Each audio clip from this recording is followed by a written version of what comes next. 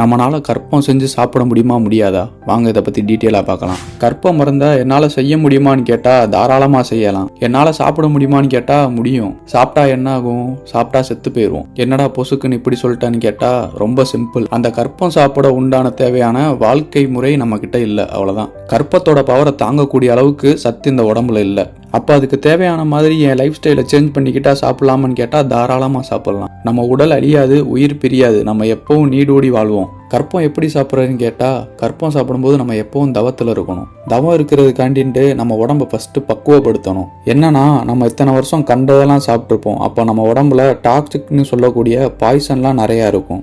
அந்த கழிவுகளை நம்ம உடம்புல இருக்க ஒவ்வொரு செல்ஸ்ல இருந்து ரிமூவ் பண்ணி வெளியேற்றணும். எப்படின்னா, மலஜலம் வேர்வையாக வெளியே போகும். அப்போ அதுக்கு ஒரு வகையான மருந்து சாப்பிடணும். கற்பம் அளவுக்கு பவர்ஃபுல்லா இருக்காது, ஆனா உடம்புல இருக்க தேவையில்லாத கழிவுகள்லாம் வெளியேற்றிடும். ஸோ இதான் ஃபர்ஸ்ட் ஸ்டெப். கழிவுகளை வெளியேற்றிட்டாலே நம்ம தவத்துல உயர்ந்தோங்கி நிற்க முடியும். வாசி கைகூடும் அப்படின்னு சொல்லி சித்தர்கள் சொல்லியிருக்காங்க. இந்த உடம்பு பக்குவமானதுக்கு அப்புறம் நம்ம கற்பம் எடுத்துக்கலாம். கற்பம் எடுத்துக்கும் போது நம்ம எப்பயுமே தியானத்துல இருக்கணுமா, எப்பயுமே வாசி யோகம் பண்ணணும் அப்படின்னு சொல்லி சித்தர்கள் சொல்லியிருக்காங்க. வீடியோ பிடிச்சிருந்தா மறக்காம லைக் பண்ணிருங்க. இந்த மாதிரி சித்த மருத்துவமும் சித்தர்களோட சீக்ரெட்ஸும் நிறைய தெரிஞ்சுக்க நினைச்சீங்கன்னா இப்பவே நம்ம VA Bus Patti சேனலை சப்ஸ்கிரைப் பண்ணிக்கோங்க. அப்புறம் நெக்ஸ்ட் வீடியோல பார்க்கலாம்.